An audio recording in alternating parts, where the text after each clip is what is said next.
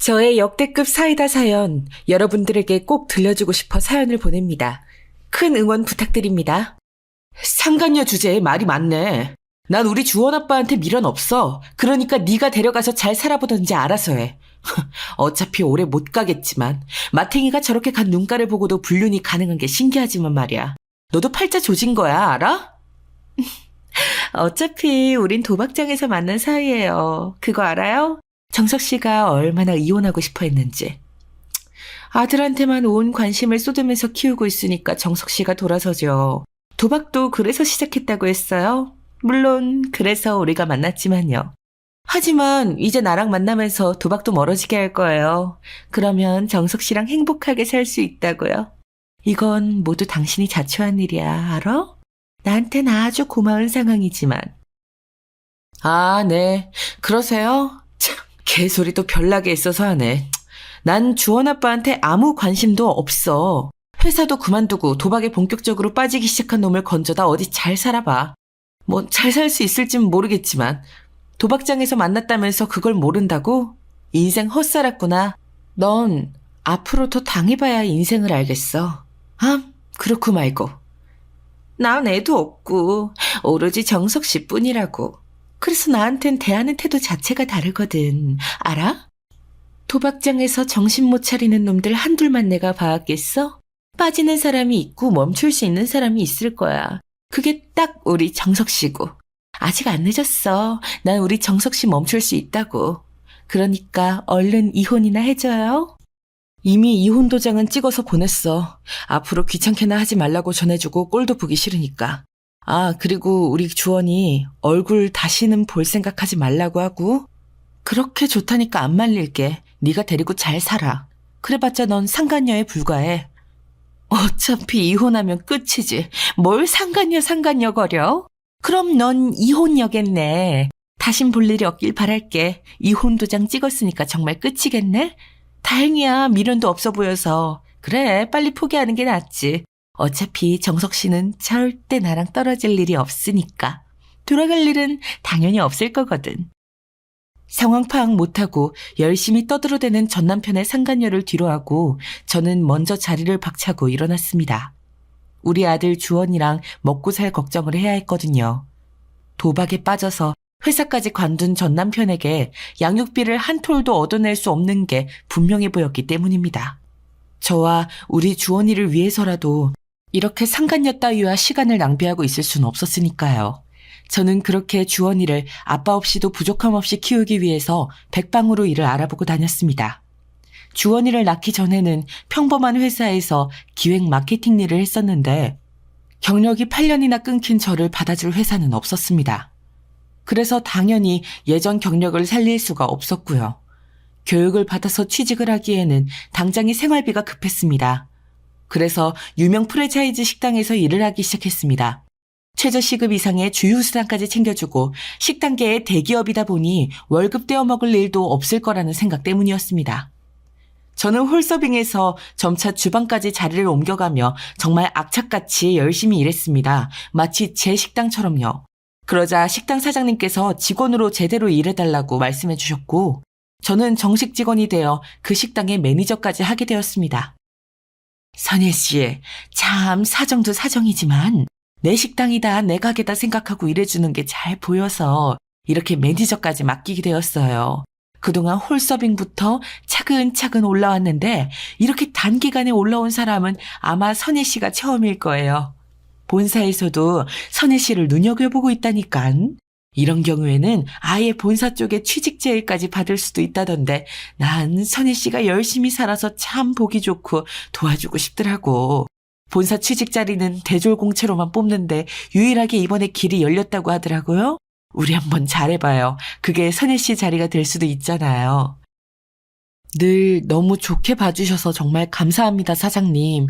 정말 몸둘 바를 모르겠어요. 그저 열심히 주어진 일 성실하게 했을 뿐인데 주인의식을 가지고 일을 한다고 이렇게 칭찬을 해주시니 더 잘하려고 노력할 수밖에요. 정말 앞으로 더 열심히 할게요. 지금까지 믿고 매니저까지 맡겨주신 사장님께 누가 되지 않도록요. 지금도 충분히 너무 잘해주고 있어요. 직원 추천이 생기면 바로 선혜 씨 올릴 정도라니까. 나도 우리 식당에 와줘서 너무 고마워요. 이런 사람이 정말 성공해야지. 안 그래요? 앞으로도 잘 부탁해요, 매니저님. 네, 감사합니다, 사장님. 앞으로 더 좋은 모습 보여드리도록 할게요. 맡겨주신 만큼 매니저로서 다른 직원분들도 잘 관리하고 서비스와 품질, 맛, 청결 어느 하나 빠지지 않게 철저하게 신경 쓰겠습니다. 저는 열심히 일했을 뿐인데 사장님께서 좋게 봐주셨고 저의 사정을 아는 사장님은 늘 저를 안타까워하셨습니다. 그래서 더 눈여겨봐주신 것도 있는 것 같고요.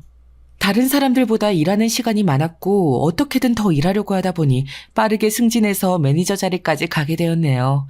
그렇게 저는 매니저로 일한 지 얼마 되지 않아서 본사에 취직할 기회가 운 좋게 오게 됩니다.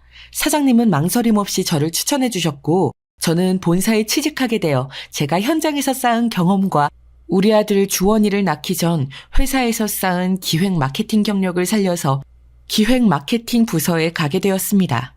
정말 꿈 같은 일이었어요. 사람이 정말 노력하면 하늘도 알아주고 주변에서 사람들이 도와주는구나 느끼는 순간이었죠. 이제 우리 주원이 어른 될 때까지 제가 다 해줄 수 있을 것 같은 확신도 들더라고요. 본사에서 일하는 건 몸이 더 편하고 머리를 많이 써야 했습니다. 그런데 너무 재미있는 거예요. 이래도 되나 싶을 정도로요. 그래서 퇴근하고 주원이랑 놀아준 다음 저는 머리를 싸매고 기획 아이디어를 계속 조사하고 만들었어요. 다음날 회사에 가면 그걸 구현하기만 하면 되었습니다. 그래서 회사에서도 슬슬 인정을 받고 자리를 잡아가게 되었죠.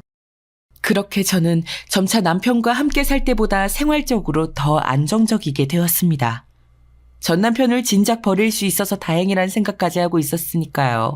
아니, 정확하게 말하면 잊고 살았습니다. 그런 전 남편 따위를 생각할 시간조차 아깝게 느껴졌거든요. 그렇게 잘 살아가고 있는 제 앞에 갑자기 제 눈을 의심할 만한 상황이 펼쳐지더라고요. 퇴근하고 집에 가려는데 누군가 제 팔을 붙잡는 겁니다. 저를 그렇게 붙잡을 사람이 없어서 너무 깜짝 놀라 경계를 하면서 천천히 뒤를 돌아보았는데 정말 못 잊을 어마어마한 모습으로 나타난 그 사람은 바로 전 남편의 상간녀였습니다. 전 남편과 이혼 후 몇 년이 지났지만 절대 지울 수 없는 그 얼굴이죠. 아니 글쎄 전 남편의 상간녀가 누구한테 얻어맞았는지 아주 퉁퉁 부은 얼굴로 저에게 찾아온 것이었습니다. 놀라 당황하고 있던 저에게 불쌍한 얼굴로 흐느끼며 전 남편의 상간녀가 이렇게 말하더라고요. 복수 도와주시면 3억 드릴게요. 제발 도와주세요. 부탁드려요. 저 이거 얼굴 정석 씨가 그런 거예요. 그 새끼 완전 도라이에 미친 새끼였다고요. 왜 맞고 살았다고 이야기하지 않은 거예요? 나한테 미안하죠. 그러니까 제발 도와달라고요. 같이 복수할 사람이 정말 당신밖에 없다고요. 갑자기 나타나서 뜬금없이 무슨 소리야. 나한테 잘못 찾아온 거 아니고? 뭐 빚쟁이한테 쫓기다가 온 거야? 무슨 소리인지 알아듣게 말해. 이거 얼굴 퉁퉁 붓게 때린 게 사채업자나 조폭이 아니고 전 남편이라는 거야? 언니 저 좀 도와주세요. 맞아요. 맞다고요.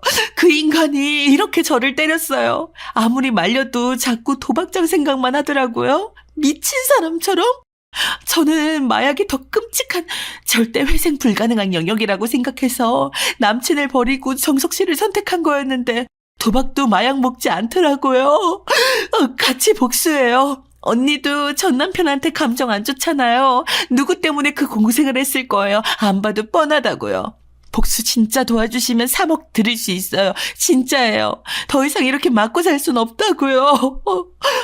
그 돈이면 조폭이나 사채업자한테 가서 묻어달라고 해도 될 텐데 왜 굳이 나한테 온 거야? 3억이면 나야 좋지. 전 남편한테 당연히 감정도 안 좋고 개고생한 건 맞으니까. 그런데 계획이 뭐 있긴 한 거야? 언니가 도와만 주시면 이건 틀림없이 성공할 수 있는 복수라고요. 저 도와주실 거죠? 3억 드릴게요. 지난 일은 잊고 우리 정석 씨를 나락으로 보내는 데에만 집중하자고요. 알겠죠? 알겠으니까 일단 1억 5천이라도 먼저 보내. 그리고 복수 성공하면 1억 5천 더 주는 걸로, 오케이? 힘을 합쳐서 전 남편 그 자식을 나락으로 어디 한번 보내보자고. 그런 일을 하면 난 찬성이니까. 사실 저는 전 남편한테 맞고 살진 않았는데 도박에 폭행까지 더 최악이 된 전남편에게 복수를 안 할 이유는 눈 씻고 찾아봐도 없더라고요. 아들 주원이가 전남편 때문에 아빠 없이 자란 것도 서럽고 미안한데 도박꾼의 여자까지 때리는 폭군이라면 세상에서 아예 없어지는 게 나을 테니까요. 정신 차리고 살 거라고는 생각 안 했지만 더 최악으로 달려가는 전남편을 보면서 제대로 된 복수를 하고 싶었습니다. 전남편의 상간녀와 이렇게 같이 손을 잡을 일이 살다 생길 줄은 몰랐지만요. 목표가 같으면 손을 잡는 것쯤이야 거뜬히 해야 했습니다. 그래도 우선은 저한테 전남편의 복수를 도와달라고 한 이유부터 알아야 했습니다. 왜 꼭 제가 도와야 하는 건지 알아야 시작할 수 있다고 생각했거든요. 당연하죠.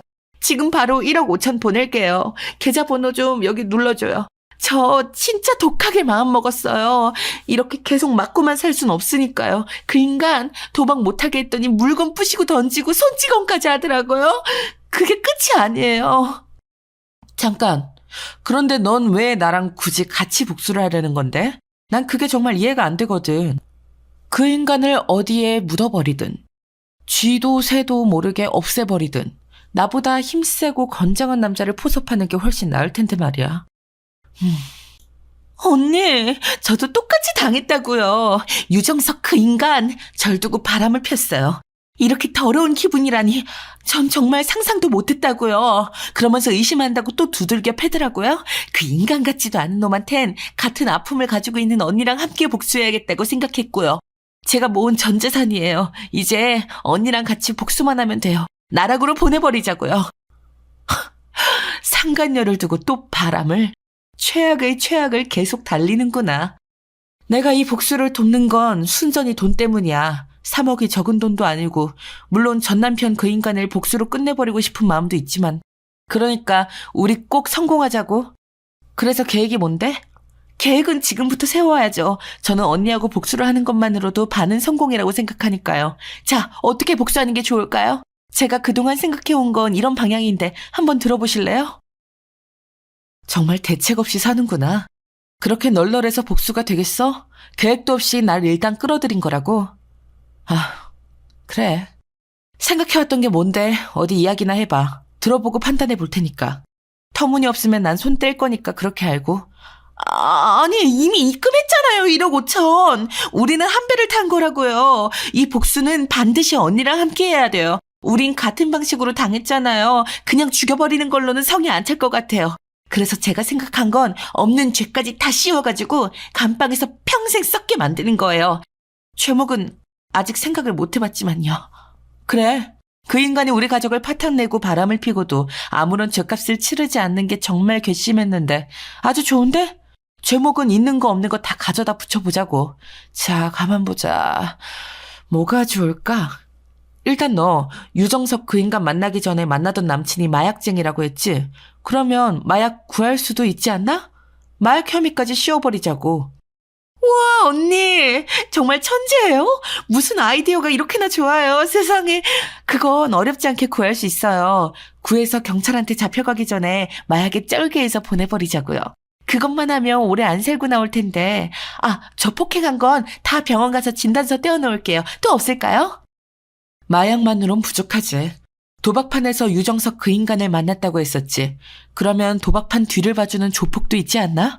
걔네들 털어버려야 하는 범죄들이 많을 거 아니야. 예를 들면 사기나 도박, 불법 그런 것들. 아주 넘쳐나죠. 그런데 그건 왜요? 설마 그런 것들까지 다 엮어서 보내버리자는 거예요? 와, 그러게요. 그쪽은 누명 씌워서 버릴 놈 없나 혈안이 되어 있는데 도박장에 밥 먹듯이 갖는 유정석 그 인간을 넘겨버리면 딱이겠네요. 이제야 너 좀 머리가 돌아가는구나. 바로 그거야. 그렇게 우리 손 최대한 덜 더럽히고 무서운 놈들한테 무섭게 당하게 만들어버리자고. 빠져나올 수도 없게 말이야. 마약까지 엮을 수 있는 건 다 엮어서.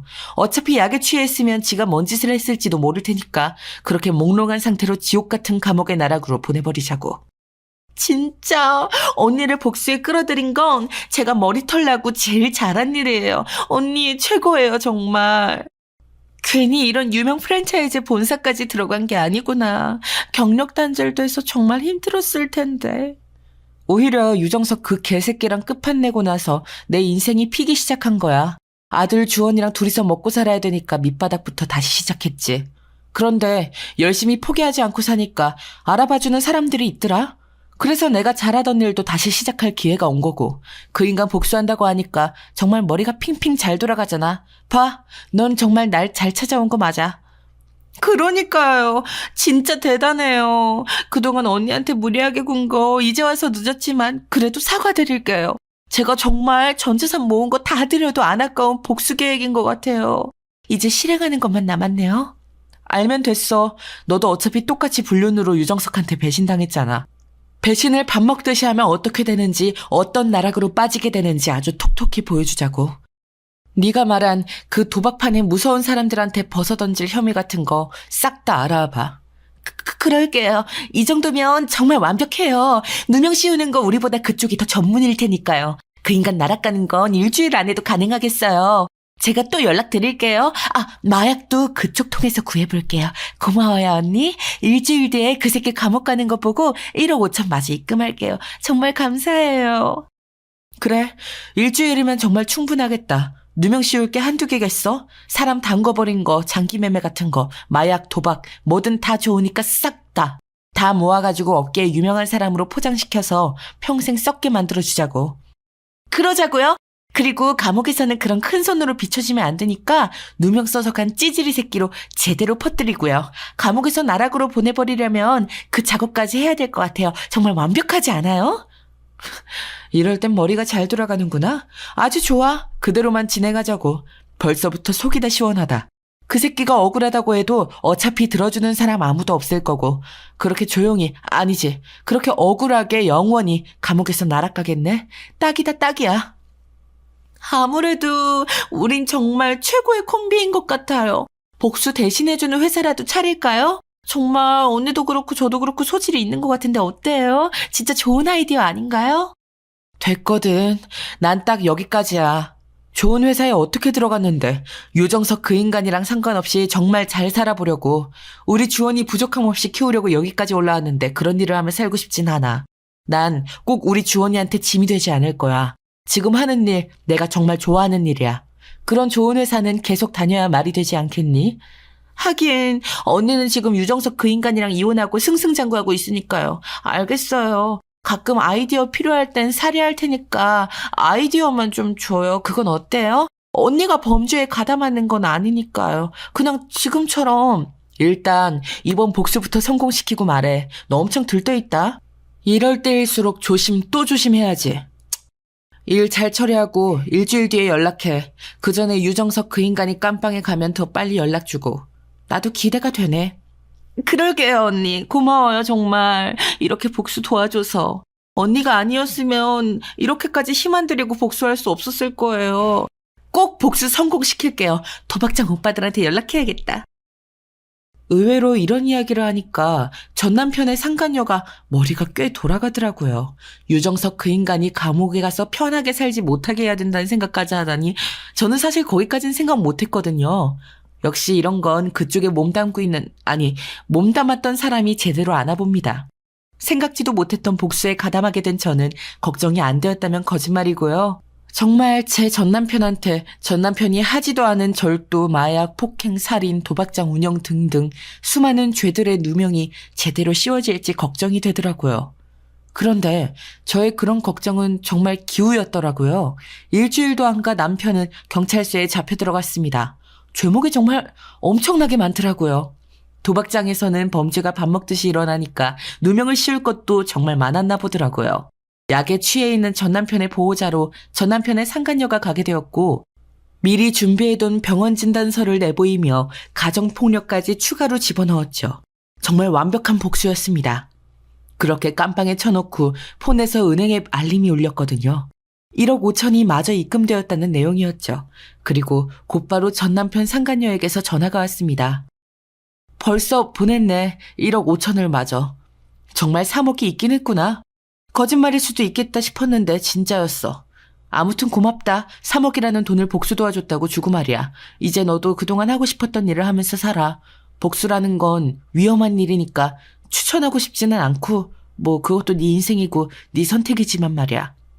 언니, 지금 나 걱정해주는 거예요? 조금 감동인데요. 사실 제가 언니가 생각하는 것보다는 머리가 훨씬 좋거든요. 이걸 말하는 게 좋으려나 아니려나. 그래도 뭐 언니니까 특별히 얘기해 줄게요. 뭔데 이렇게 뜸을 들여? 얘기할 거면 빨리 해보던가. 복수 계속하겠다는 그런 얘기면 나한테 굳이 얘기하지 마. 난 복수에 가담할 생각 더는 없으니까. 충분해, 지금 복수. 내가 생각할 수 있는, 내가 손 안 대고 안전하게 할 수 있는 최고의 복수였으니까. 아니요. 그게 아니라, 그게 유정석 그 인간한테 누명 씌울 수 있게 하는 조건으로 그 오빠들이 1억을 더 줬거든요. 언니 아이디어로 저는 1억을 벌어버린 거라고요. 그래서 언니한테 3억 주는 거 하나도 안 아까워요.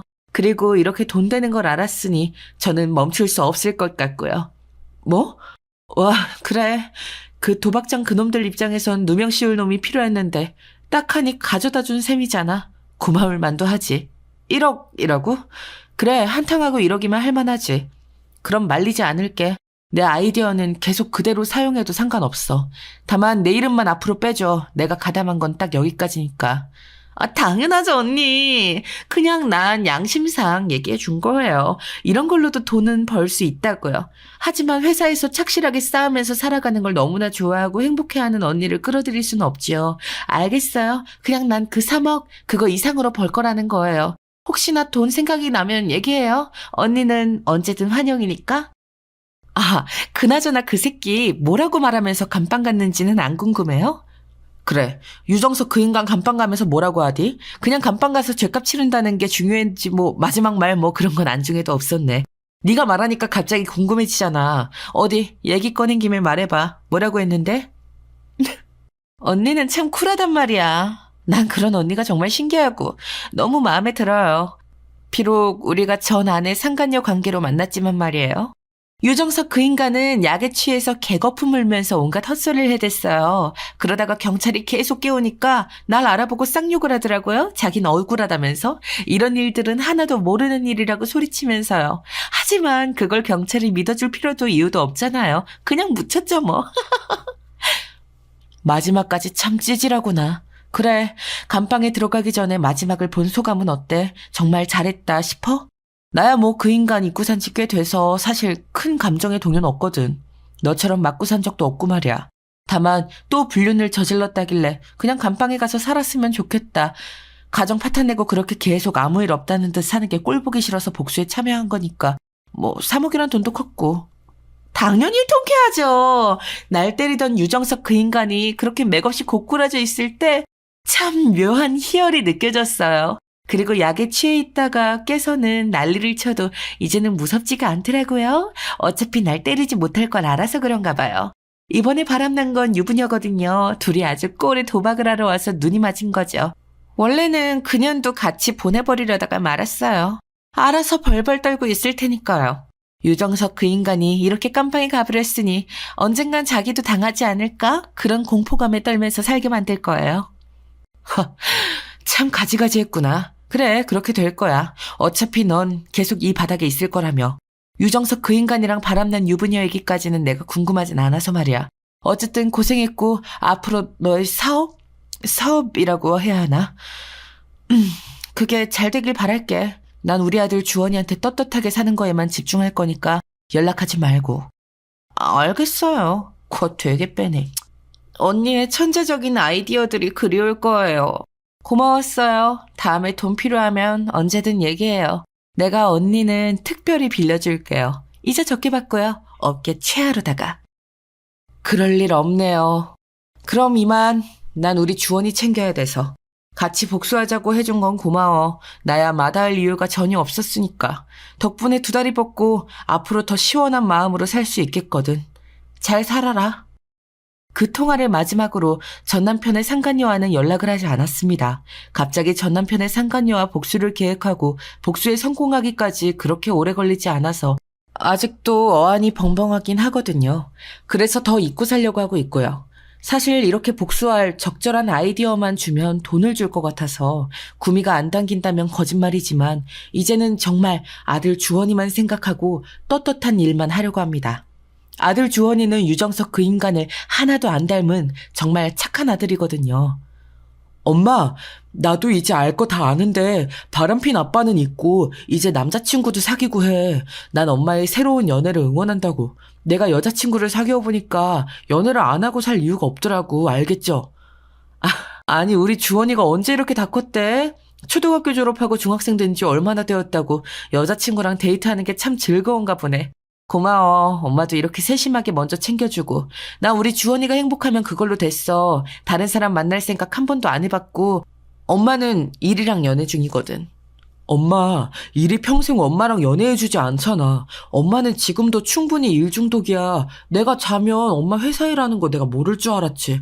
나 사실 다 알아요. 엄마, 충분히 회사에 능력 보여줬고 잘 나가잖아. 이제 좋은 사람 만났으면 좋겠어. 내 걱정하지 말고, 알겠지? 난 그러면 좋겠어요. 우리 아들 주원이는 누굴 닮아서 이렇게 배려심이 깊을까? 엄마는 정말 주원이만 있으면 된다니까. 이미 충분히 행복해. 정말이야. 물론 그렇다고 우리 주원이한테 집착하겠다는 건 아니야. 그냥 주원이가 잘 크고 잘 지내면 그걸로 된 거라는, 어, 엄마 마음 알지? 무슨 말 하는지도 알고? 알아도 안 돼. 이제 정말 우리 엄마가 난 남자친구 만났으면 좋겠어. 요즘 돌싱글즈랑 나는 솔로 돌싱편 보면 정말 이혼은 흠이 아니던데. 엄마, 너무 움츠러들지 말고 지금이 제일 젊은 나이잖아. 나 결혼해서 떠나면 엄마 혼잔데? 난 그때 엄마 옆에 남자친구가 있었으면 좋겠어. 이렇게까지 깊게 생각한 거야? 내가 우리 아들 주원이를 너무나 얕게 봤네. 정말 고마워. 그렇지만 지금은 정말 일하는 게 재밌고 주원이 커가는 거 보는 게 재밌어. 그게 엄마 삶의 유일한 낙이니까 너무 재촉하진 말아줘. 대신 이건 약속할게. 좋은 사람이 나타나면 막지 않겠다고.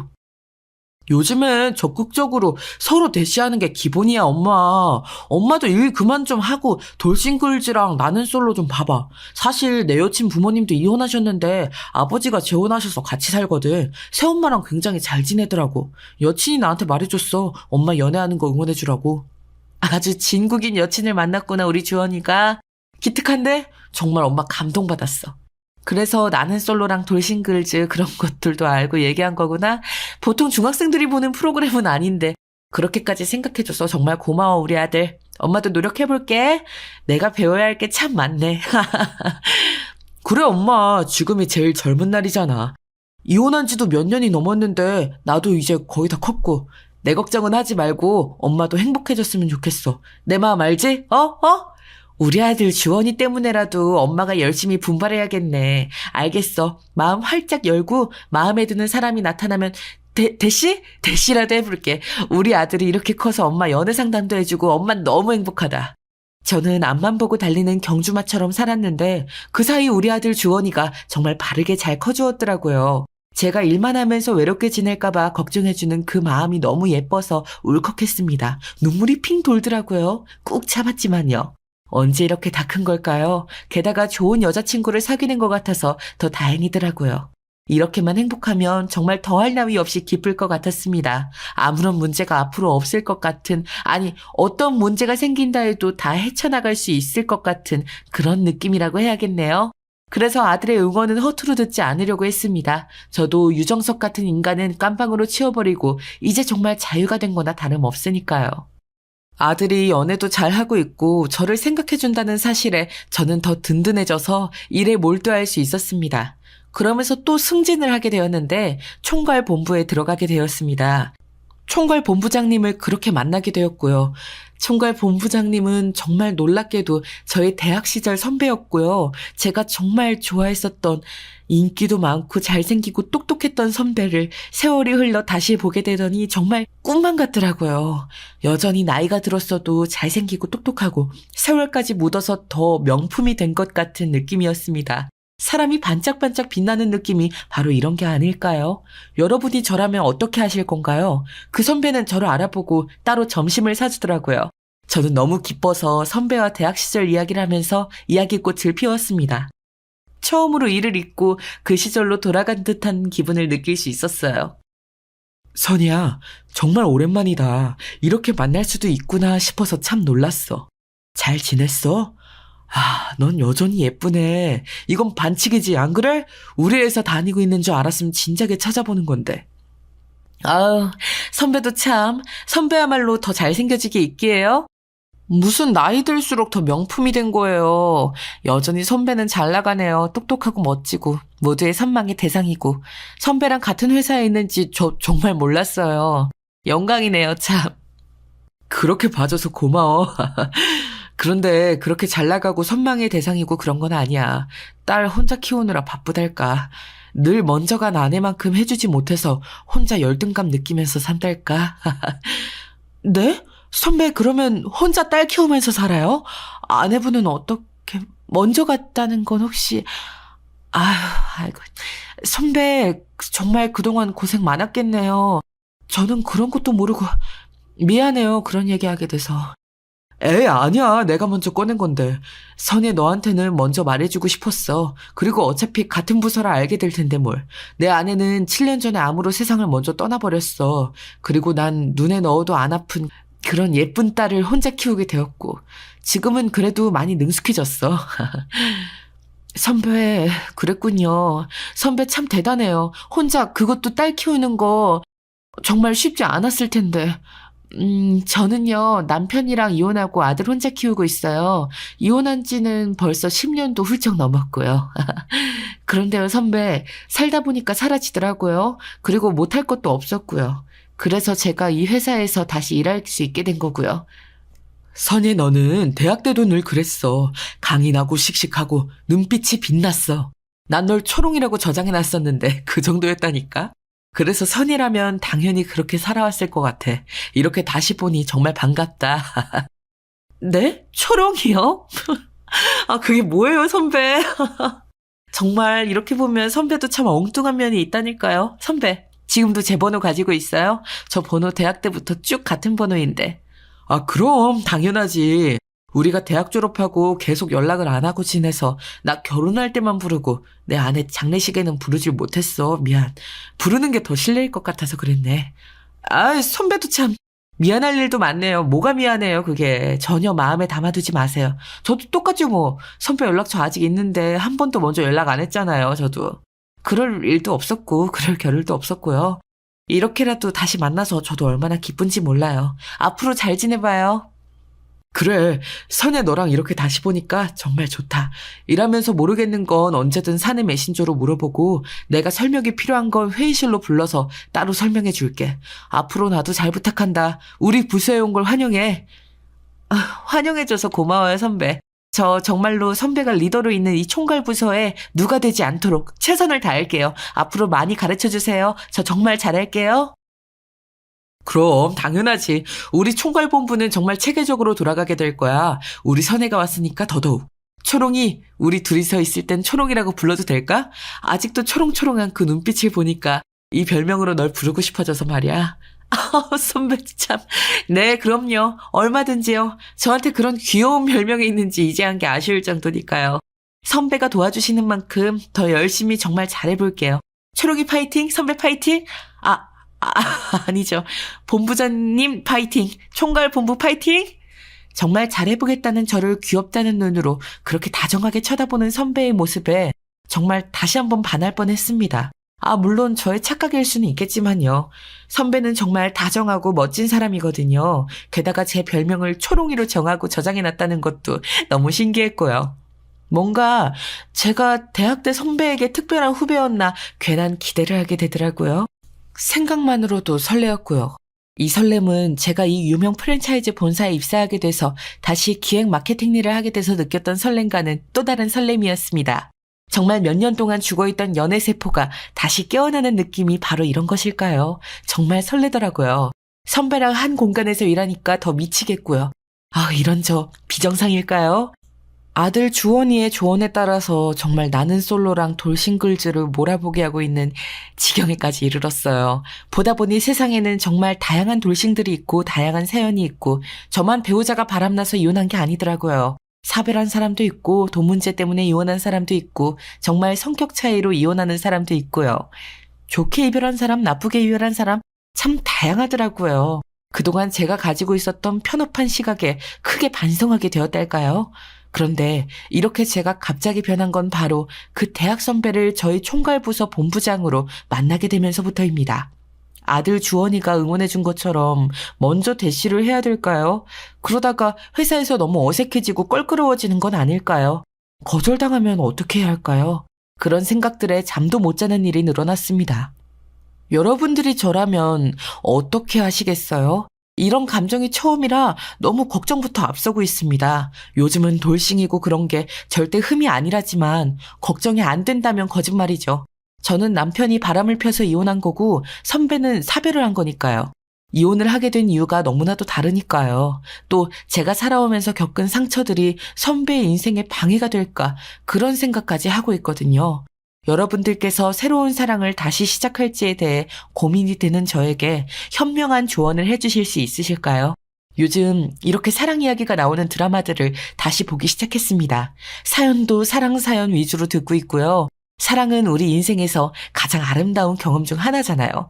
그렇지만 새로운 사랑을 시작하는 결정은 매우 중요하고 신중해야 하는 것을 압니다.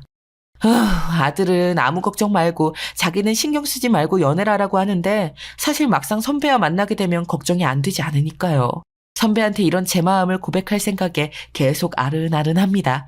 결정을 내리기 위해 고민하고 있는 저에게 조언 좀 댓글로 부탁드릴게요. 우선 저는 최대한 저의 과거를 지금보다 더 떠나보내는 연습을 하고 있어요.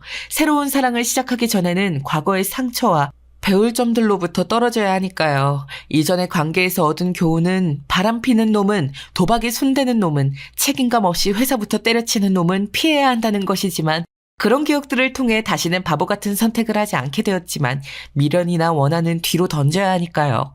과거에 대한 부정적인 감정을 가지고 새로운 사랑을 시작한다면 그 관계는 건강하게 발전하기 어렵다고 하더라고요. 요즘은 그런 책들도 많이 읽고 있거든요. 혹시나 작은 도움이라도 될까 해서요. 그리고 지금까지 제가 저를 너무 안 꾸미고 돌보지 않은 것 같더라고요. 그래서 저 자신을 한번 돌아보면서 돌보는 시간도 많이 가지려고 노력하고 있어요. 새로운 사랑을 시작하기 전에는 자기 자신과의 관계를 살펴보아야 한다고 책에 써 있더라고요.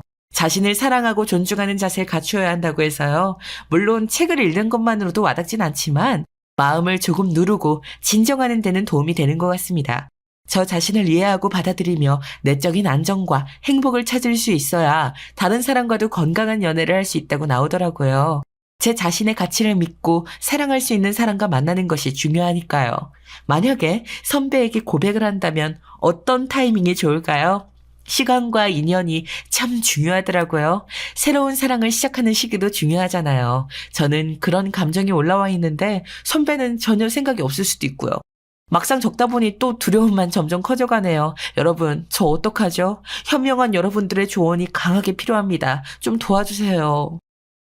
감정이 아직 회복되지 않은 상태에서 새로운 사랑을 시작한다면 이전의 상처를 그 관계에 가져갈 수 있잖아요. 7년 전에 사별한 선배는 아직도 아내분을 그리워하고 있을까요? 과거를 깨끗이 정리하고 새로운 사랑을 시작하는 적절한 시기를 기다려야 한다고 책에는 나와 있던데 그걸 확인하는 방법이 있을까요? 그냥 누군가와 사랑을 시작하기보다는 인연이라는 것을 믿으며 자연스럽게 그 사람과 만나게 될 때를 기다려야 한다는데 저는 자꾸만 조급한 마음이 들어서요. 선배랑 솔직하게 대화해볼까? 그런 생각도 앞서는데요. 새로운 사랑을 시작할 때는 솔직한 대화가 매우 중요한 것 같더라고요. 최근 돌싱글즈랑 나는 솔로 돌싱편을 보면 자신의 감정과 욕구를 솔직하게 표현하고 상대방도 마찬가지로 솔직하게 이야기할 수 있는 관계를 만드는 게 참 중요해 보여서요.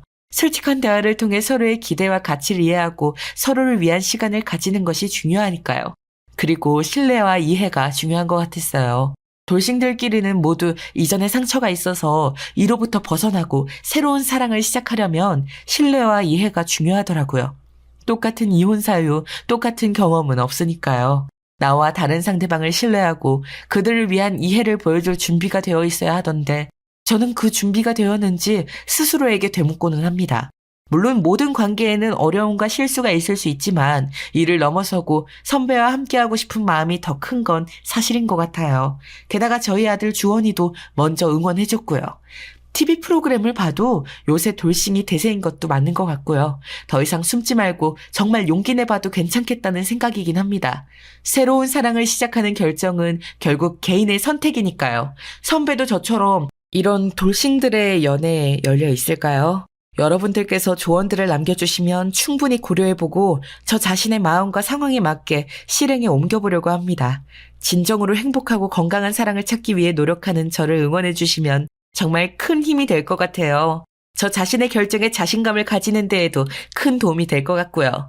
여러분들의 현명한 조언 그리고 응원 기다리고 있겠습니다. 사연 들어주셔서 너무 감사드려요. 댓글 남겨주시면 하나하나 꼭 들여다보고 행동에 옮겨보겠습니다. 안녕하세요. 저는 서울에 살고 있는 40대 남자입니다. 저와 제 아내는 7살 차이로 제가 첫눈에 반해서 대쉬했고 연애에 이르렀다가 결혼까지 무던히 이어졌어요. 아내는 엄마 없이 홀로 자랐던지라 상처도 무척 많고 20살쯤 혼자 사회에 나와서 힘들게 살았죠. 그런 사람을 제가 잘 보살피겠다며 큰 꿈을 갖고 프로포즈했어요. 아내 역시 결혼하고 예쁜 가정을 꾸리겠다며 꿈이 가득했었죠. 하지만 이상하게 결혼 후에 아내의 모습은 크게 차이를 보이는 거예요. 뭐가 그렇게 맨날 피곤한지 집에서 자고 있고 제가 점심을 먹을 때쯤 일어나는 건지 그제서 전화를 받더라고요. 오빠 일어났지 지금. 나 어제 새벽에 잤잖아. 늦게까지 영화 보다가 피곤해서 잤어. 아침? 오빠 알아서 먹고 나간 거 아니야? 아 이제 점심으로 먹는다고? 그래 맛있는 거 먹어. 나 지금 순대곱창 시켜 먹으려고. 이러면서 아무렇지 않게 점심 메뉴를 카드로 결제하더라고요. 제 핸드폰으로 전송되어 온 금액은 22,000원이었고 몸집도 작은 여자 혼자서 뭘 그렇게 많이 먹는가 싶었어요. 그래도 신혼이라 콩깍지가 씌어 있었고 아침 출근할 때 늘 안방에서 자고 있는 아내를 보는 게 큰 불만은 아니었는데요. 문제는 이런 시간이 점점 길어졌다는 거예요. 아내는 6개월이 지나고 9개월이 지나도 달라지는 부분이 없었어요. 월 400이 되는 제 월급에서 제 용돈 50만 원을 제외하고 나머지는 다 아내가 관리하기로 했거든요. 그런데 맨날 말일 때쯤 되면 돈이 없다고 하고 매번 외식만 하려고 하더군요. 아, 오빠, 이렇게 더운데 무슨 밥을 해. 나 귀찮아. 그러지 말고 나가서 먹자. 어제 TV 보니까 부대찌개 엄청 끓이는 거 있지. 거기에 살이 추가해서 먹고 밥까지 비벼 먹으면 최고야. 얼른 모자라도 쓰고 나가서 먹자. 이렇게 평일날 저녁 외식은 당연하고 주말에는 패밀리 레스토랑이나 값 나가는 곳에서 꼭 뭘 먹으려고 하는 거예요. 연애할 때야 가끔 만나니 저도 평범하게 돈을 썼지만 결혼은 현실이잖아요. 정말 척척 카드로 다 결제해버리고 대형 쇼핑몰에서 밥 먹고 근처를 돌면서 운동하며 오시며 거침없이 사대는 거예요. 결국 결혼 10개월 차 되었을 무렵인가요? 저는 불쑥 아내에게 물었어요. 그런데 이 말에 아내는 미간을 찌푸리며 기분이 나빠 보이더군요. 영주야, 우리 적금 든 거 얼마나 돼? 신혼여행 다녀와서 그때 적금 넣는다고 하지 않았어? 아니, 월급날이 월초이긴 하지만 월말마다 하도 돈이 없다고 하길래 말이야. 대충 카드 결제 내역 보면 너무 빠듯해 보이는데 적금은 있는 거야? 그랬더니 아내는 입을 삐죽이면서 아무렇지 않게 말하는 거예요. 적금? 초반엔 들었는데 중간에 돈 부족해서 깼어. 다음 달엔 꼭 들 거야. 왜 그러는데? 이 말에 저는 두둥 하면서 약간 화가 나는 거예요. 본인이 돈 관리 잘해보겠다고 해서 맡겼더니 10개월가량 월급에서 제 용돈을 뺀 거의 3,500만 원의 돈을 다 써버리다니요. 매달 350씩 되는 수입인데 어떻게 하다못해 최소 50씩이라도 저금해두지 못했던 걸까요? 집 대출이자를 내야 하는 것도 아닌 게 신혼집은 어머니와 제가 돈을 합쳐 직접 자가로 샀거든요. 그냥 고슬고슬하게 모으기만 해도 일정액은 충분히 모을 수 있었어요. 남녀 둘이 사는데 아기도 없고 평일엔 집에서 한 끼 정도 먹을까 말까 해요. 자동차도 제 돈으로 이미 다 구입해서 할부도 끝낸 거라 크게 돈 들어갈 곳이 없어요. 그런데 어떻게 그걸 매달 깔끔하게 350씩 다 써버린 거냐고요. 저는 돈 50만 원 갖고 한 달을 나면서 그걸로 기름값이랑 매일 점심 식사값, 커피값, 지인들 만나서 밥 먹는 용도로 쓰고도 몇만 원씩 남겼었거든요. 너무 실망스러워 아내에게 이 부분을 갖고 돌아오는 차 안에서 한참 얘기를 했는데 아내는 이상한 반응을 하는 거예요. 오빠, 내가 뭐 나쁜 데에 돈 쓴 것도 아니고 도박을 한 것도 아니고 뭘 한 것도 아니잖아. 쓸 데가 있으니까 썼어. 밥 먹는 데 쓰고 오빠랑 신혼기분 내면서 주말마다 나가면서 쓰고 그랬던 거라고. 왜 그렇게 화내면서 무섭게 말을 해? 그러면서 마냥 자기 속상하다고 돈 때문에 자기한테 화를 내냐면서 자기가 더 삐지는 거 있죠. 아무래도 안 되겠어서 저는 가계부를 써서 매달 말일마다 보여달라는 요구를 했어요. 다른 거 특별하게 쓰지 않아도 돼. 노트 하나 사서 거기에 매일 얼마씩 썼는지 그런 걸 적으란 말이야. 금액도 금액이지만 용도도 어디에 나갔는지가 중요해. 영주 너도 살림을 처음 해보는 거니까 아직 습관이 안 될 수도 있어. 그런데 우리 애기도 곧 가져야 하고 집도 차도 다 우리 건데 돈 최대한 아껴야지. 지금까지는 어쩔 수 없고 앞으로는 가계부 쓰자. 어? 그런데 이 말에 아내는 벌컥 화를 내면서 짜증을 내는 거예요. 뭐? 가계부? 오빠, 나한테 왜 돈 맡겨놓고 하나하나 다 검열하라고 난리야. 그럼 오빠가 해. 오빠 말 맞다나 나도 첫살림이고 해서 뭘 모른다고. 그런데 뭘 그렇게 가르치려고 하고 막 화를 내. 제가 그렇게 화를 낸 게 아닌데도 아내는 마구 불편해했고 결국 이 이야기는 흐지부지해졌어요. 그런데 그날 밤에 암만 생각해도 이건 아닌 것 같아서 다음날 아침 이렇게 말했답니다. 제 딴엔 매우 합리적인 이야기였는데 아내는 여기서부터 저에게 선을 긋기 시작한 것 같아요. 영주야, 다음 달부터는 내가 생활비를 줄게. 너도 혼자 관리하기 벅차다고 하니까 그게 낫겠어. 대충 세금이랑 식비, 외식비랑 보험료 같은 거 내가 계산해서 그만큼 줄 테니까 그거 쓰고 그리고 또 필요하면 말을 해. 나 월급 400이면 절대 적은 금액이 아니야. 암만 못해도 한 달 100은 저금해야 돼. 하지만 아내는 여전히 인상을 쓰고 있었고 입이 대빨 나와서 대답을 안 하더라고요. 아내가 아무리 귀엽고 사랑스럽고 그래서 결혼을 했다지만 정말 우리 둘의 상황을 생각하면 이럴 수밖에 없었어요. 아내는 이때부터 뭔가 어긋나기 시작하면서 저한테 묘하게 짜증을 부리기도 하고 집안 물건들을 탕탕 쳐대면서 무언의 화를 드러내더라고요. 와중에 더 불이 붙게 되었던 건 우리 어머니의 방문이었어요. 제 생각에 어머니도 그러시면 안 되셨을 것 같긴 하지만 어머니 딴에는 비싼 신혼집을 거의 다 사주신 셈이기도 했고 아들 어찌 사는지 들여다보고 싶으셨나 봐요. 게다가 저희 1년차가 되었을 즈음 근처로 이사 오시기도 했으니 운동 가시거나 마트 가시면서 종종 집배를 누르셨나 봅니다. 그때 갑자기 들이닥치신 어머니가 아내에게 이런저런 잔소리를 해대셨나 봐요. 제가 들어도 좀 예민한 내용 같긴 해요. 아이고, 냉장고가 이게 다 뭐냐? 저 오이는 뭐야? 다 썩어서 물이 줄줄 나오네. 세상에 이게 사람 먹고 사는 거 담아둔 거 맞아? 야채들은 다 썩어서 죽을 해 먹으려고 이렇게 놔둔 거야?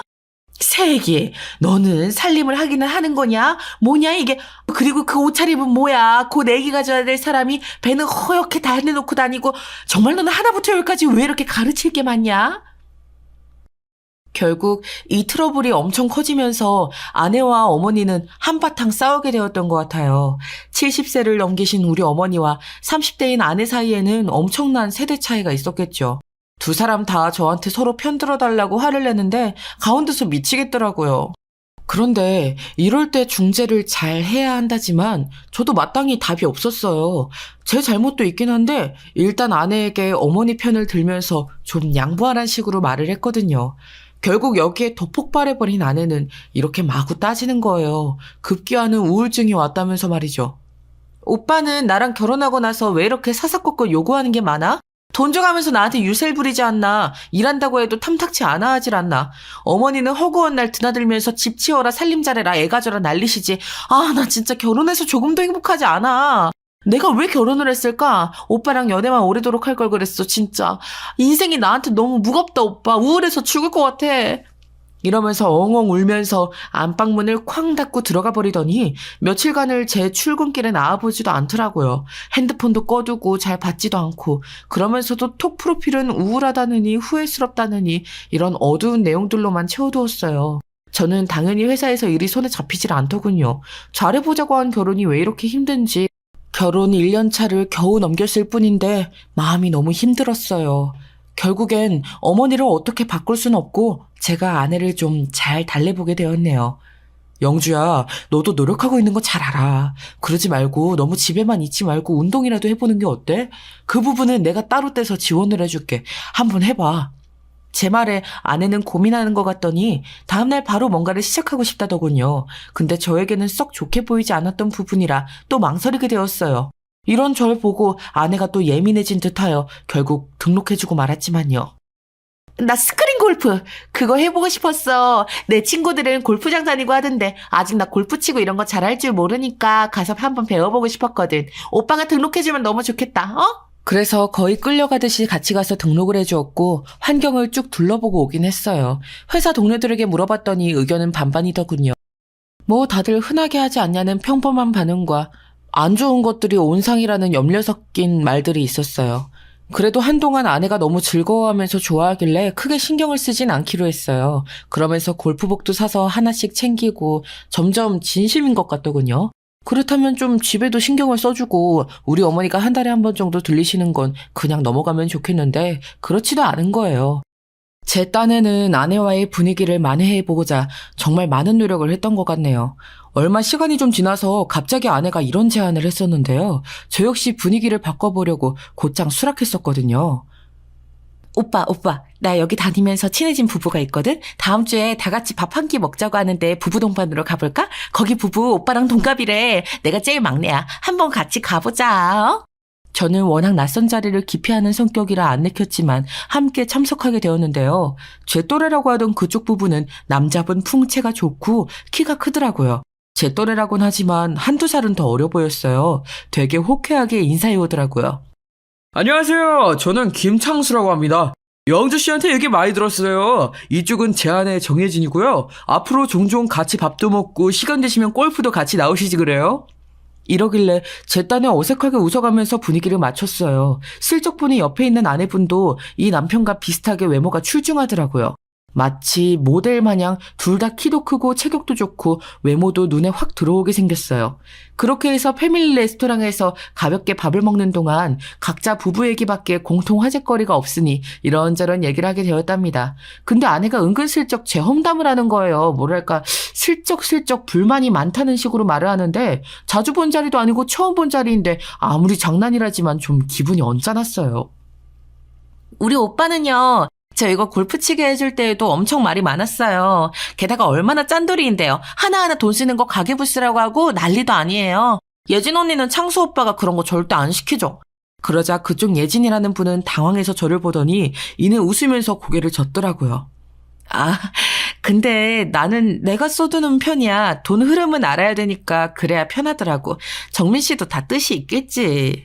그러면서 센스 있게 너무 제 기분이 나쁘지 않게 적당히 거들어주는 거예요. 그런데 이때 쑥 튀어나오는 사람이 있었으니 바로 그 창수라는 사람이었어요. 역으로 자기는 우리 아내 편을 들어줘야 한다고 생각했는지 기분 나쁘게 말하더라고요.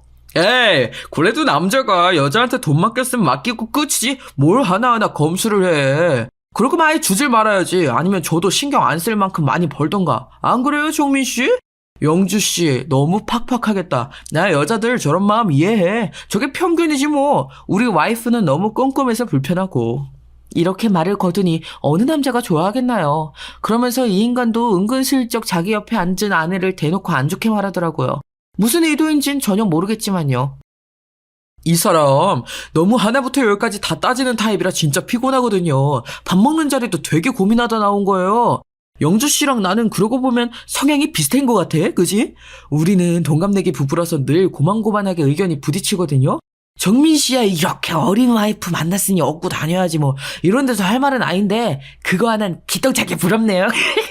이러면서 말하는데 뭔가 사람이 썩 고급진 느낌이 안 들었어요. 외모야 훤칠하고 멋있었고 손에도 비싼 시계를 찬 데다가 끌고 온 차도 외제차였지만요. 그런데 우리 아내도 정도껏 눈치를 봤어야지 이 남자의 한심한 대화에 껴서는 뭐가 그리 신났는지 자꾸 거드는 거예요. 그 집 아내 표정이 점점 나빠지는데 말이죠.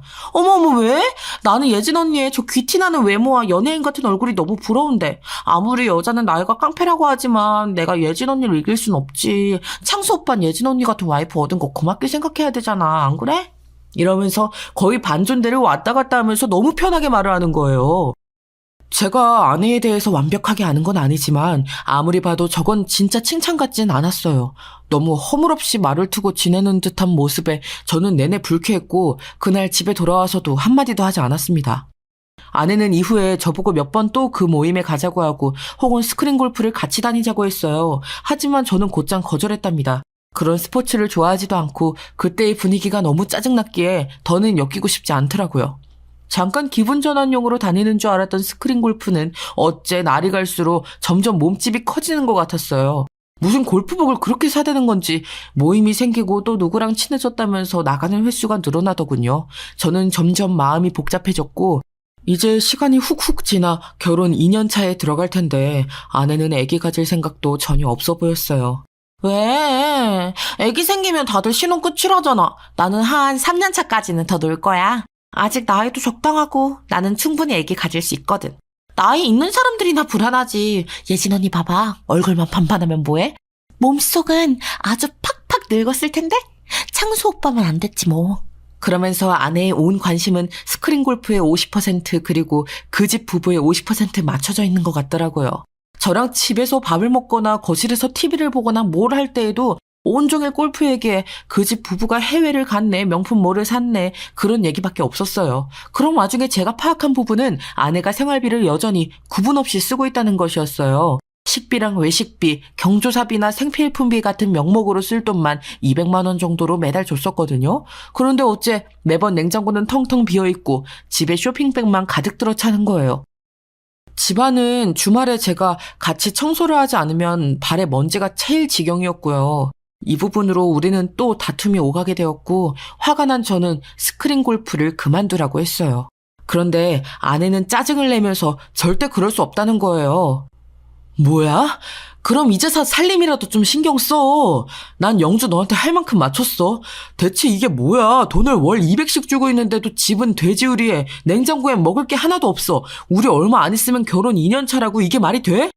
그러면서도 왜 이런 일이 반복이 되는 건지 아내는 살림이나 경제 쪽 개념이 심각하게 없는 것 같더라고요. 너무 지쳐있던 중에 우리 둘은 대화가 또 끊기게 되었어요. 저도 점점 피로감을 느끼고 왠지 나 혼자만 노력하는 상황이 된 것 같아서 아무것도 하기 싫더군요. 그랬더니 아내가 얼마 가는 눈치를 보는 것 같더라고요. 이후로 도시락을 싸서 한강 앞쪽에 소풍을 가자는 거예요. 웬일로 자기 손으로 저런 걸 하겠다고 하나 싶어서 저는 못 이기는 척 알겠다 했고 아내는 정말 간만에 손수 요리란 걸 했어요. 유부초밥을 싸고 과일을 잘라가지고 담아서 같이 한강 쪽으로 이동을 했는데 거기서 저는 당황스러운 풍경을 만나게 되었답니다. 저보고는 그냥 둘이 나가는 것처럼 얘기해놓고 막상 그 자리에는 그 창수인가 뭔가 하는 모시기 부부가 있는 거예요. 돗자리까지 다 펴놓고 테이블도 깔아두고 옆에 텐트까지 있더라고요. 저는 얼굴이 벌개져서 기분이 안 좋았지만 아내가 속닥거리더라고요.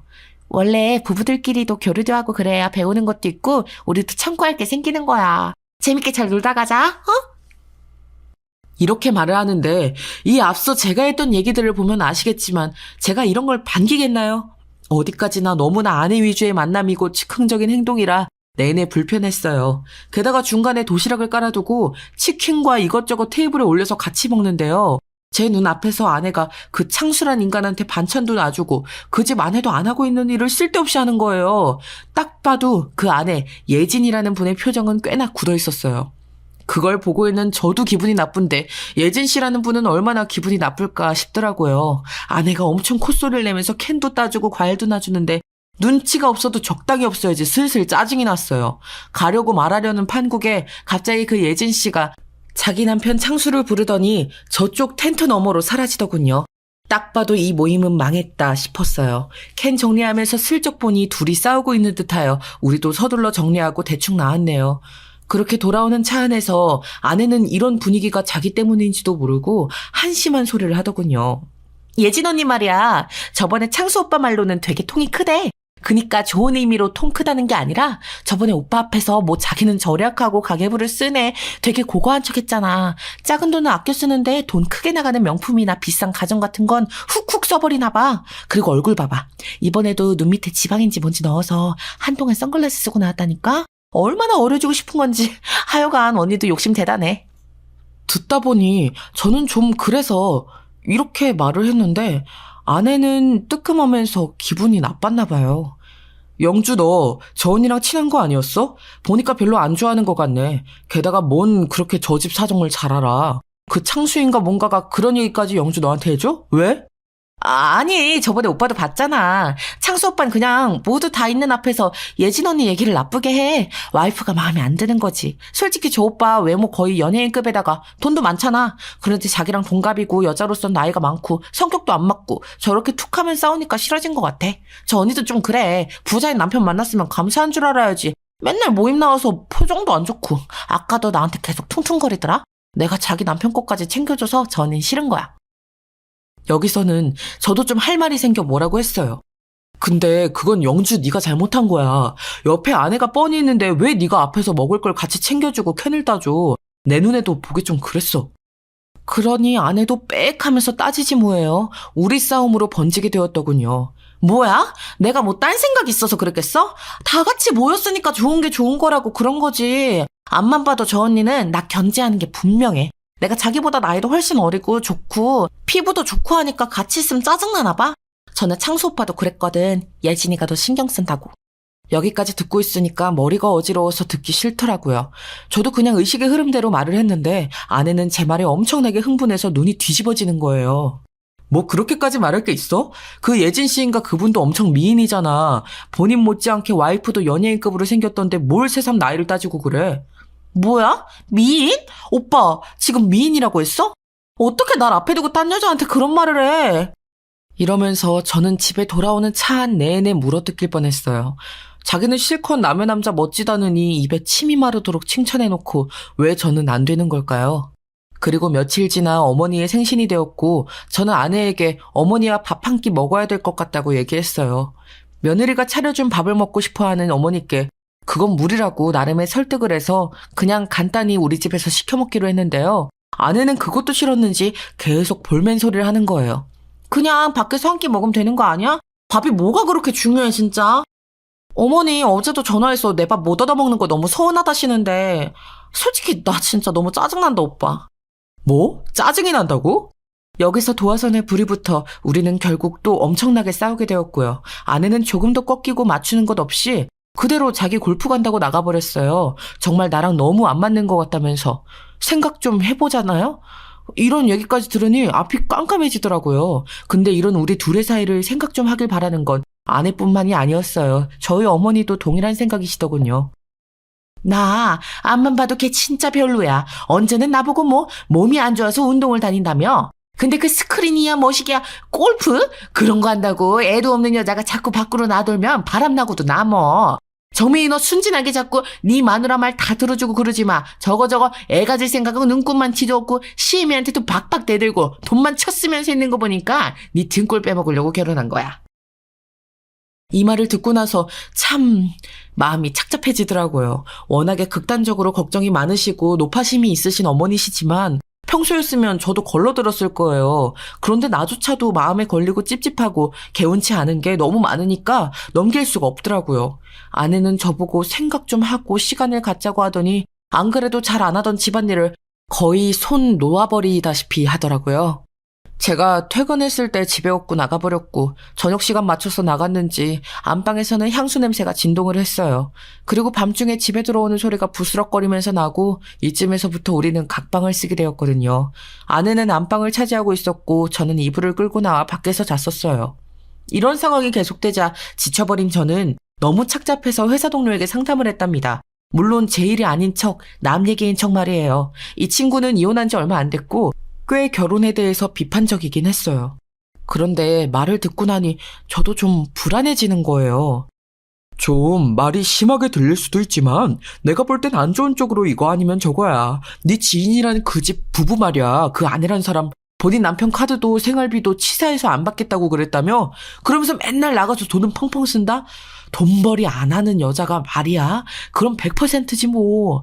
아가씨인 척하면서 술집에서 일을 하고 그렇게 돈을 벌고 있거나 아니면 물주 잡아서 연애질하고 있던가 둘 중 하나야. 가정 있는 여자가 밤마다 나가서 새벽같이 들어오고 돈 나올 구멍이 없어 보이는데 그렇게 돈 쓰고 다니고 쇼핑질하면 뻔한 거 아니야? 내가 볼 때 슬프지만 후자 쪽이 맞을 것 같다. 아마 남자가 이미 있을 것 같은데? 확실히 이 말의 파장은 무척이나 컸던 게 저는 생전 안 하던 염탐을 하게 되었지 뭐예요. 아무리 싸워도 집에는 붙어있던 아내였는데 지친다면서 저랑 마주치는 동선은 아예 피해버리고 있으니까요. 전화해도 안 받고 카톡도 다 무시하고 그렇게 저랑 안 마주치게만 다니는 거예요. 그래서 생전 관심도 없었던 아내의 SNS를 들여다보게 되었어요. 아내 역시 제가 그걸 안 볼 거라고 생각했는지 요 근래의 화려한 활동들이 거기 안에 다 들어가 있더라고요. 무슨 카페며 지방이며 어디로 그렇게 신나게 돌아다니고 있었고요. 밤에도 무슨 교회로 나가서 경치를 보러 다니고 있더군요. 말로는 친구들이랑 있다고 적어놨던데 잘 모르겠어요. 그러면서 여전히 그 스크린 골프는 하고 있는지 단체 사진도 찍어서 올려뒀던데 부부 동반으로 만난 그 창술한 남자와 몇몇의 남자들 이름 모를 여자들이 있더군요.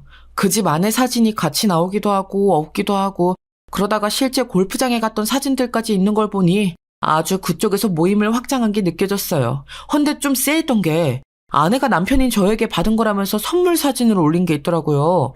명품백, 쇼핑백과 꽃이었는데 제가 이런 걸 출근해 줄 일이 뭐가 있었겠어요. 어머니 생신 갖고 엄청 싸우고 생각할 시간을 갖자며 차단당했는데요. 여기서부터 너무 미심쩍고 별로인데 그 와중에 계속 그 스크린 골프 사람들이랑 단체로 다닌 사진들이 있더라고요. 대놓고 창수 오빠네 어쩌고 적어놓고 그중 가장 껄떡지근했던 게시물은 바로 이거였어요. 웬 검은 사진 하나만 띄워두고 되게 의미심장하게 적어놨더라고요. 의심 많은 건 여자나 남자나 딱 질색이다. 그렇게 자기 배우자를 못 믿나? 아니다. 자기가 매력이 없어서겠지. 이런 인간들은 정말 최악이다. 결혼을 하면 안 돼. 그러면서 누군가 댓글을 달아선 무슨 일이라고 하니 아내는 별일 아니라고만 달아놨더라고요. 여기까지 보고 난 저는 정말 한숨이 푹푹 꺼지도록 나오더군요.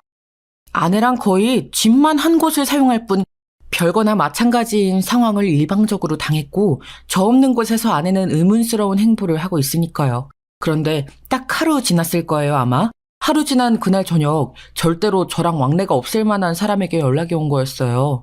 바로 아내의 스크린 골프 모임에서 만난 그 창수 부부, 그의 아내인 예진 씨였어요. 다 같이 단톡방으로 짧게 얘기했던 적이 있어서 제 연락처가 있었더군요. 안녕하세요, 정민 씨. 저기 잠깐 드리고 싶은 얘기가 있어요. 시간 좀 내주실 수 있나요? 이렇게 말을 하고 1시간 만에 우리 집 앞으로 달려온 예진 씨는 기다리는 동안 초조했던 저에게 최악의 소식을 알려주었어요. 저기요, 저희 남편 창수 씨요. 이 사람 영주랑 바람 피우는 것 같아요. 모르셨죠? 저는 요 얼마간의 일로 혹시나 하는 의심을 하곤 있었지만 그쪽으로 완전히 생각이 흘러가진 않았었어요. 그러니 저에겐 너무나 듣기 싫고 갑작스러운 내용이었죠. 아니, 그게 무슨 생각으로 그런 말씀을 하시는 건가요? 증거라도 있으신 거예요? 이때 한숨을 푹 쉬면서 생기 없어 보이는 표정이던 예진 씨의 말은 정말 기가 막혔어요. 정민 씨는 어떠신지 모르겠지만 저는 간간히 남편 핸드폰을 봤는데요. 둘이 만나는 거 맞아요. 그런데 얼마 전부터 눈치를 챈 건지 핸드폰을 잠궈놨어요. 그래서 전 더 집요하게 뒤져보았고요. 이 말을 들으니 예전에 아내가 예진 씨가 집착이 있고 의심이 심하다고 했던 게 생각났어요. 그런데 여지껏의 상황을 보면 저 역시도 우리 아내의 오지랖이 있다고 느꼈기에 예진 씨가 신경 쓸만해 보이더군요. 이후로는 예상대로의 얘기가 흘러나왔답니다. 솔직히요, 저희 부부 진짜 많이 싸웠어요. 영주 때문에요. 엄연히 스크린 골프장에서 만나서 친해진 건 저였는데 자꾸 우리 부부랑 같이 밥 먹고 셋이서 시간을 보내려고 하더라고요. 하다 제가 신경이 쓰이고 예민해져서 남편분도 데리고 나오라고 했던 거예요. 얘도 제가 견제하는 걸 느꼈는지 그 뒤로 정민 씨를 데리고 나왔더군요. 제가 기가 막혔던 건 지 남편이 옆에 있는데도 남의 남편한테 대놓고 끼를 부렸다는 거예요. 저도 알만한 그림이 머릿속에 그려지면서 무척 복잡한 기분이 되었어요. 근데 그 집은 우리보다 훨씬 더 큰일이 났더군요. 이혼하재요, 이 사람. 너무 웃기지 않아요? 대뜸 저보고 이혼하자고 하더라고요. 영주가 끼부리는 거 다 받아주고 앞에서 둘이서 너무 쿵짝이 맞길래 제가 뭐라고 했더니 저를 쳐내려고 하는 거 있죠. 남자가 이혼하자는 말을 저렇게 강단 있게 하려면 옆에 새 여자가 있어야 가능한 거예요. 그리고 이미 증거도 저에게 다 있고요. 증거가 있다고요? 아마도 당연히 증거가 있으니 저런 말을 하는 걸 텐데 저는 제 아내와 그 창수라는 놈 사이에 증거라고 부를 만한 일이 있다는 것을 받아들이기 힘들었어요. 하지만 정말 자비 없이 예진 씨는 자기가 확인하고 발견한 것들을 다 늘어놓으시더군요. 사실 그렇게 하는 게 맞고요. 밤에 휘리릭 나가버려서 안 들어오고요. 생활비도 안 주더라고요. 그 인간 우리 고모네 회사에서 일하는데 약간 외근도 많고 업무가 자유롭긴 해요. 뭐가 그렇게 자신이 넘치는지 회사도 곧 옮길 거란 식으로 말을 하고 새 옷을 사고 향수 냄새 펄펄 풍겨가며 누가 봐도 새로 연애하는 사람 같더라고요. 저 정말 하다 못해서 블랙박스를 새벽에 따봤어요. 그런데 여기서 저는 침이 꿀꺽 넘어갔어요. 이 뒤로 할 얘기를 너무 듣고 싶으면서도 동시에 듣기 겁났었거든요. 세상은 왜 나쁜 예감만 잘 맞아떨어지는 걸까요? 블랙박스를 따보니 거기에서 영주 목소리가 들리더라고요. 제 자리인 조수석에 앉아 우리 남편한테 오빠 거리면서 말이에요. 제 심정이 어땠을 것 같으세요? 정민 씨도 지금 충격이신 거 알겠는데 저도 사람인지라 제 입장밖에 생각을 못하겠어요. 저 정말 그때 딱 죽고 싶었어요. 어떤 심정인지 정민 씨 너무너무 잘 알아주실 거 아니에요. 정말 멈출 수 없는 데까지 와버렸고 들을 걸 들어버렸다는 생각이 들었어요. 일종의 허무감마저 들더라고요. 그런데 뒷얘기를 들어보니 저보다 예진 씨의 분노가 더 골이 깊고 뼈에 사무쳐 있다는 게 느껴졌어요. 영주가요. 제 남편 차에 타서 제 자리인 조수석에 타서 쫑알쫑알 뭐라고 했는지 아세요? 오빠는 왜 예진 언니랑 결혼했냐? 너무 아쉽다. 왜 이렇게 빨리 결혼했냐는 이따위 말들을 하는 거예요. 그 쓰레기 같은 게. 처음 와서 아무것도 모르는 눈으로 헤매길래 밥 사주고 커피 사 먹이고 자세 잡아주게 강사랑 같이 도와주고 했던 내 마음을 완전히 짓밟고 그걸 디딤돌로 삼아 제 머리 꼭대기에서 놀고 있더라고요. 저 살다 그런 쓰레기 같은 애는 처음 봐요. 어떻게 자기랑 친하게 지낸 언니 남편을 넘봐요? 그러면서 웃긴 건요. 정민 씨 충격받지 마세요. 자긴 자기 남편이 질린다고 하더라고요. 곧장 바로 창수 오빠 사랑해. 오빠랑 결혼해야겠어 이러면서 말이죠. 전 대체 요 근래 저한테 무슨 일이 생기고 있는 건지 왜 이렇게 연달아 두드려 맞아야 하는 건지 납득이 안 갔어요. 왜 그래야 되는 걸까요? 그냥 결혼이라는 걸 해버린 자체가 큰 죄였던 걸까요? 진짜 너무 기가 막히고 온몸에서 벌레가 기어가는 듯 간지럽고 정신이 사납더라고요. 그리고 어지간히 저한테 열등감 있더라고요, 주제. 진짜 별 미친 걸 다 봤어요. 제 남편한테 예진 언니 가방 탐난다고 똑같은 거 사달라. 아니, 더 최신으로 사달라고 졸라댔더라고요. 그걸 또 제 남편이란 인간은 그걸 꾸역꾸역 사주고 앉았고요. 제가 본 것도 아니고 제 친구들이 백화점에서 영주 그년이랑 제 남편을 봤대요. 저 창피해서 어떻게 살아요, 이제? 친구들도 알 정도면 둘이 얼마나 활개를 치고 방정을 떨며 대낮에 돌아다닌 거냐고요. 여기까지 들은 저는 얼핏 정신을 차려보니 눈가가 다 얼얼하더라고요. 눈물이 스르륵 고인 것 같았어요. 사람이 감당할 수 없을 정도로 열이 나고 화가 오르면 이렇게 용암같이 얼굴에 있는 구멍으로 빠져나가나 싶더군요. 숨을 계속 몰아쉬는 저에게 예진 씨는 최종적으로 쐐기를 받더라고요. 이것 때문에 찾아온 것이었고요.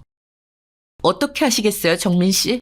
얘네들 그냥 선물만 주고받고 하는 그런 애기들 연애하는 거 아닌 건 아시죠? 아직 그쪽까진 상상을 안 하시려는 것 같은데 이제 그만 받아들이셔야 돼요. 얘네들 갈 때까지 갔어요. 한두 번 간 것도 아니고요. 요 몇 달 사이 만나기만 하면 모텔, 호텔을 들락거렸더라고요. 그리고 이 주소, 이거 정민 씨 댁 주소 아닌가요? 그런 것 같던데. 예진 씨가 저에게 보여준 핸드폰 속 화면 사진은 포털 사이트의 이동 경로를 담아낸 이미지였어요. 그런데 거기에 우리 집 주소가 찍혀 있더라고요. 이거 이동한 내역 보니까 일반 가정집인데 저 둘이 그렇게 죽고 못 살고 호텔이면 모텔을 다니면서 왜 이런 데 갔나 했어요. 생각해보니 전에 영주가 자기네 집 땡땡동네에 산다고 했었거든요. 그때 아마 집에 없으셨겠죠? 어디 가셨었나요? 그 말을 듣고 어지러운 머릿속을 되감아보니 제가 지방 출장 간다고 3일 정도 비웠을 때였어요. 외롭게 캐리어를 싼 다음 그래도 아내에게 출장 다녀온다고 카톡을 남겼지만 읽고 대답도 안 해줬었거든요. 제가 집을 비운 사이에 아내는 그 창술한 자식을 집에 끌어들였나 봅니다. 저는 엉망진창인 집을 저 역시도 의욕이 안 나 잘 돌아보지 않았고 원체 거실 소파에서 잔 게 좀 됐으니까 안방 쪽 사정은 뭔 일이 있는지도 몰랐죠. 완전히 아내의 영역이었으니까요. 그런데 엄연히 제가 돈 주고 사서 장가왔던 이 집에 내 많은 배려로 내준 그 안방에 아내가 창수라는 놈을 끌어들여서 재미를 봤을 생각을 하니 진짜 돌아버리겠더라고요. 머리도 돌고 눈도 도는 게 느껴졌어요. 이런 저에게 예진 씨는 이제 결론을 내야겠다는 듯이 입을 열더군요. 불행 중 다행이라고 해야 할까? 저에게 증거라는 건 충분히 있어요. 보아하니 정민 씨는 딱히 그런 게 없으신 것 같은데 우리 둘 다 피해자이긴 하니 필요하시다면 자료 드릴 수 있어요. 언제건 말씀하시고요. 그리고 제가 할 이야기는 저는 제가 이것들의 쓰레기 짓을 안다는 것을 더 오래 참아줄 생각이 없거든요. 정민 씨는 어떻게 하실래요? 전 답이 안 나와서 그냥 멍하니 있는 중에 여기서 예진 씨가 제대로 펀치를 날렸어요. 솔직히 좀 외람된 말씀이지만 저도 이제 안 살고 찢어질 예정이라 할 얘기 그냥 할게요. 이게 다 영주 덕이겠지만 영주가 저를 사람 취급도 안 하고 제 꼭대기에서 놀려고 하듯 창수 그 자식도 마찬가지예요. 정민 씨를 아주 우습게 보더군요. 영주가 절절한 사랑 고백을 하고 있으니 아주 사기가 충천했나 봐요. 불빵 내용을 들어보면 그 안에서 영주한테 장단 맞춰주면서 정민 씨한테 능력 없는 새끼네 뭐네 집 한 채 갖고 우리 애기를 이렇게 부려먹네 꼭 돈도 없는 새끼들이 혀가 기네 이런 식으로 말을 하더라고요. 말 안 하고 넘어갈 수 있는 얘기긴 하지만 그래도 알고 판단을 하시는 게 좋을 것 같아요. 얘네들을 뒤엎을지 덮고 사실지 그건 전부 정민 씨 선택이에요. 저는 뒤엎을 예정이고요. 거기까지 듣고 나서 저라고 뭐 별 수 있었을까요? 더 돌만한 포인트가 있나 했는데 아주 더 돌다 못해 손목을 꺾어버리는 기막힌 내용이었잖아요. 지주제에 저를 마구 상스럽게 언급하면서 내 아내와 뒹굴었다니 이쯤 되면 다 없는 건 물론이고 곱게 없지는 못하겠더라고요. 결국 대기하고 있다가 저와 예진 씨는 한 번에 같이 움직여 현장을 덮쳤어요. 이렇게까지 하기에 고민이 참 많이 되었는데 얼마나 쓰린 속을 부여잡으며 며칠간 알았는지 모르겠네요. 아내한테는 일단 꾹 참고 속에서 올라오는 욕과 분노를 참으며 시뻘개진 눈으로 톡을 보내놨었어요. 나 3일간 대전 내려가. 둘러보느라 늦게 올라갈 것 같아. 그렇게 알고 있어. 이렇게 짧게 보내놓은 뒤 근처 조그만 모텔에 있으면서 중간에 예진 씨와 연락을 주고받았어요. 예진 씨 말로는 지 남편도 나가버린 뒤 연락이 안 되고 온라인으로 추적해보니 저희 집 주소에 또 멈춰있다더군요. 저는 예정보다 하루 일찍 출장해서 돌아온 척 예진 씨와 주차장에서 만나 둘이 엘리베이터를 타고 올라갔어요. 비밀번호를 누를 때까지만 해도 숨이 넘어갈 지경이었는데 문을 열고 나니 이 인간들은 거실에 있지는 않고 안방에 들어가 있는 것 같더군요. 현관에 남자놈 신발이 아무렇게나 벗겨져 내팽개쳐져 있었어요. 아마 예진 씨는 그걸 보자마자 자기 남편 신발인지 알아채서 그런지 숨을 크게 들이쉬며 눈을 질끈 감더라고요. 그간 현장을 직접 본 적은 없었을 텐데 이제부터 정말 못 같은 꼴을 눈에 담아야 하니 겁이 났었던 것 같아요. 외려 제가 좀 더 담대해진 것 같더군요. 얘기를 건너들을 때는 머릿속으로 온갖 상상이 되어 죽을 맛이었는데 현실과 맞닿으니 멋모를 힘이 솟아올랐어요. 이것들 진짜 적당히 봐주진 않겠다는 생각이 들었답니다. 어깨를 바들바들 떨어대는 예진 씨에게 진정하라고 하면서 거실 쪽을 보니 이미 테이블 위에는 맥주가 굴러다니고 있고 술 냄새가 진동하더라고요. 먹다 남은 시뻘건 닭발이 아무렇게나 놓여져 있었고 저는 그 역한 냄새를 따라 안방으로 들어갔어요. 그리고 나서 여기에 다 쏟아내긴 좀 그렇지만 그냥 정말 불구덩이 같은 못 볼 꼴이 눈앞에서 펼쳐지고 있더라고요. 안방 문이 열려 있었음에도 이것들은 둘 다 취해서 그런지 인기척도 못 느끼고 있지 뭐예요. 저는 심호흡을 크게 한 다음 입으로 소리를 내뱉었어요. 처음엔 작게, 나중엔 아주 크게요. 창수야, 창수야, 김창수! 그러자 제 말에 저를 돌아본 그 자식, 창수놈과 동시에 어설픈 눈으로 절 응시하던 아내까지 둘 다 기겁해서 눈이 찢어질 듯 커지더군요. 나와 동시에 내 뒤에 서 있는 예진 씨까지 그 얼빵한 인간들 시야에 들어왔던 거예요. 입을 벌리고 있지만 소리를 차마 못 뱉는 걸 보니 정말 조금도 상상을 못했던 장면인가 봐요. 저는 그대로 쭉 이어서 말을 했어요. 정민이 새끼 왔다 창수야. 너 어지간히 날 하찮게 불러대더라. 난 너처럼 천박하진 않아서 새끼 안 하고 이름 곱게 불러줄게. 서로 와이프도 각자 재미 본 마당에 사이좋게 지내야지 안 그래? 그러자 창수놈이 인상을 쓰면서 옷을 허겁지겁 걸치더니 저와 제 뒤에 서 있는 지 와이프 예진 씨를 노려보더군요. 그러면서 뭐라 꿍얼꿍얼거리면서 제 쪽으로 오더니 혀는 꼬부라져서 뭐 하는 거냐고 하는데 그때 저는 순간적으로 다시 제가 떠올려봐도 실감이 안 될 일을 질러버렸어요. 바로 예진 씨 어깨를 제 안쪽으로 확 잡고 끌어안은 다음 멍청한 얼굴로 서 있는 아내와 창수놈을 쳐다보며 말했죠. 창수야, 쟤는 너 가져라. 나는 이제 너의 예진이만 보고 살 거야. 쟤 말이야 돈도 없고 뭣도 없고 근본도 없어. 남자 없이 못 살아서 죽는 애야. 너나 잘 가져. 근데 듣자 하니 너도 돈 나올 구멍 하나 없는 기둥서방이었다며? 예진 씨네 처가에서 기생하면서 살았다면서 어지간히 돈 많은 오빠 노릇하느라 똥줄 탔겠다. 잘 됐어. 그지들끼리 짐승같이 잘들 살아봐라. 나는 예진 씨한테 아주 홀딱 반했어. 야, 어쩌다가 이런 여자를 놓쳤냐? 나도 사실 첫눈에 반했는데 참고 있었어. 근데 네가 알아서 떨어져 나가고 저 거지 같은 여자를 물었네. 고맙다 창수야. 제 말에 예진 씨 역시 미간이 확 줄어들면서 눈이 엄청 커지길래 제가 순간적으로 인상을 쓰면서 가만히 있으라고 했어요. 얼마 전 이혼을 했던 제 동료의 조언에서 조금 힌트를 얻었던 게 있었거든요. 세상 일 웃긴 게 뭔지 아냐? 첩이 첩골 못 본다는 말 있잖아. 그거 남자 여자 다 똑같이 적용되더라. 지들이 할 땐 로맨스고 남이 하면 불륜이지 뭐. 지들이 딴 남녀 만난 건 다 배우자 잘못이고 지 배우자들이 바람 피우고 다니는 건 눈에 흙이 들어가도 못 참는 거야. 쓰레기 같은 것들. 이 말을 듣고 내가 겪은 배신감을 아내와 그 창수놈에게 똑같이 심어주면서 생채기를 내고 싶었어요. 지들도 감정에 있는 동물이면 역으로 겪어봐야 이 토할 것 같은 심정을 알겠죠. 하지만 생각보다 효과는 엄청나게 화려하더군요. 아내는 역시나 예진 씨에 대한 열등감이 꽤 있었던 것 같고 그래서 더더욱 그 창수인지 영수인지한테 집착하고 지 남자로 만들어서 이기고 싶었나 봐요. 그 사이에 껴있던 저는 완전 인간도 아닌 오징어 취급을 했던 거고요. 제가 예진 씨를 끌어안고 다정한 태세를 취하자 아내는 숨 넘어갈 듯한 표정으로 눈이 시뻘개졌어요. 야, 이 미친 것들아! 야, 이정민, 너 미쳤어? 어디 전현이랑 이리 와, 니네! 이러면서 저와 예진 씨에게 달려들길래 제가 당장 꺼지라고 호통을 질렀어요. 너 같은 거 돈도 없고 주제도 없고 뭣도 안 되는 거 받아들여줬어. 여지껏 등신같이 참고 살아줬다 너. 근데 겁도 없이 이딴 짓을 저질러? 내 집에서? 네 꼴을 봐. 너 수치스럽지 않냐? 그걸로 밖에 내쫓기면 너 어떡할래? 난 이제 너 버릴 거야. 네 덕분에 예진 씨 만나서 새 인생 살 거야. 네 얼굴 보기만 해도 토할 것 같으니까 꺼져. 주제도 안 되는 게 몸만 쳐왔으니 몸만 쳐나가. 옷 제대로 갖춰 입고 나가고 싶으면 3초 안에 당장 튀어나가라. 경찰 부르기 전에. 그러자 아내는 박박 악을 쓰며 울어대고 저보고 불륜남이라고 소리를 질러댔는데 제가 곧장 휴대폰을 들었어요. 신고하기 전에 당장 꺼져 내 집에서. 창수야 너도 당장 꺼져. 그걸로 이 대낮에 밖에 돌아다니기 싫으면 몸 좀 가리라고. 누가 신문지라도 주겠냐 니네한테? 그러자 창수놈은 숙취가 와서 죽겠는지 괴로운 얼굴을 하고는 옷을 허겁지겁 주워 입더니 니들 불륜이다 어쩌고 헛소리를 하는 거예요. 너 니네 가만 안 둬. 나 니네 고소할 거야. 신고할 거야. 해봐. 니네가 무슨 증거가 있냐? 뭐 녹음이라도 했어? 그걸로?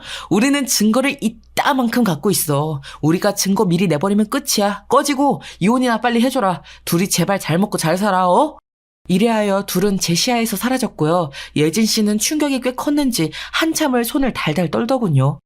저에게 자신있게 외도 내용을 전달할 때와 달리 직접 눈으로 보고 확인하게 된 쇼크가 감당이 안 됐나 봐요. 이래저래 마무리 짓기 위해 어쩔 수 없었다고 본의 아니게 거짓말과 쇼를 했다며 저도 양해를 구했네요. 이제 그 후의 얘기를 해보자면요.